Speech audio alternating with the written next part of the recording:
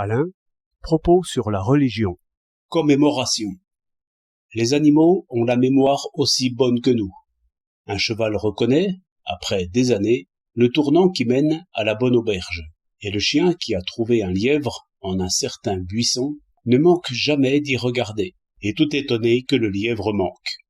L'animal se trompe donc par être trop fidèle. L'homme a seul des souvenirs et un tout autre genre de fidélité.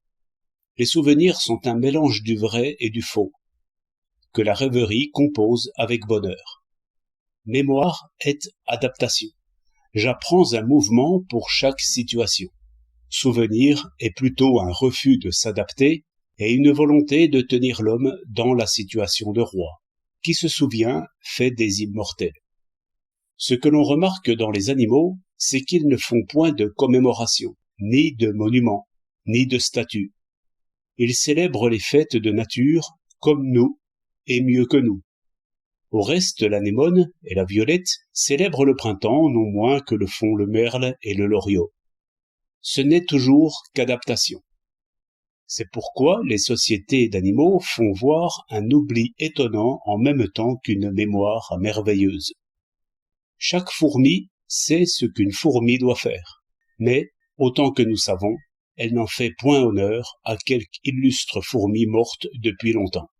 Et pareillement, les chevaux galopent selon leur structure, sans qu'on les voie jamais arrêtés et méditant devant l'image d'un cheval au galop qu'ils auraient faite. Encore moins voit-on les bêtes devant un tombeau fait de pierres amoncelées. Et pourtant, il n'est pas difficile de faire un tombeau. Mais l'ancêtre est oublié dès qu'il est mort. On le recommence sans penser jamais à lui. Or, si la pensée n'est pas le pouvoir de penser à ce qui n'est plus, est-elle pensée?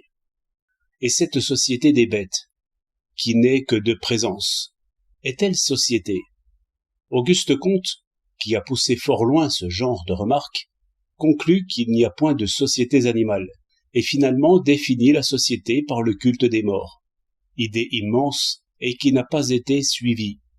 Au reste, il est bien facile de manquer une idée, et je crois même que, sans la piété en quelque façon filiale qui cherche des idées dans les grands précurseurs, on n'aura point d'idées du tout. Et c'est par là que nos sociétés, même avec toute leur machinerie, risquent de retomber à l'animal. Mais faut-il craindre? L'homme s'interrompt de voler par-dessus les océans pour célébrer le premier homme qui est volé. Ainsi, il ne faut point rire de toutes ces statues qui sont véritablement nos pensées. Quelles pensées? D'étranges pensées qui se moquent du vrai. Car le plus ancien des inventeurs et des précurseurs, nous le voulons plein de génie, plus courageux que nous, plus juste que nous. Il faut de grandes preuves contre lui pour nous détourner d'en faire un dieu. Aussi quel heureux culte que celui d'Homère, dont nous ne savons rien, que ses œuvres. Il se peut bien que les grands hommes aient été mélangés, capricieux et faibles comme nous. Mais quoi? Si nous partons sur cette idée, nous n'avons donc plus à imiter que nous-mêmes?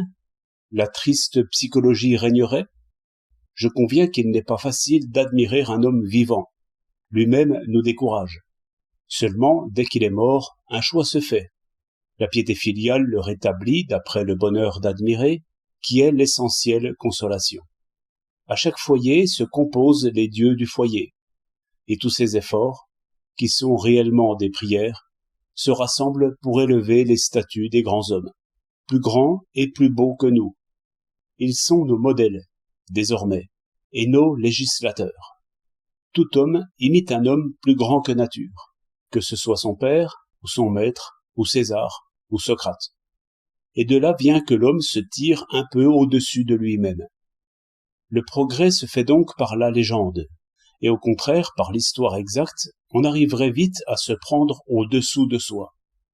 D'où une misanthropie qui, après avoir rabaissé les inventeurs d'idées, perdrait bientôt les idées elles-mêmes.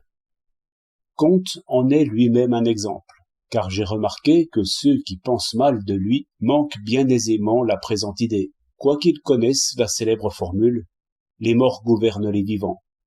Et ils ne savent point trouver l'autre formule, plus explicite, le poids croissant des morts ne cesse de régler de mieux en mieux notre instable existence. Souvent, on se trompe faute d'admirer. 25 novembre 1935.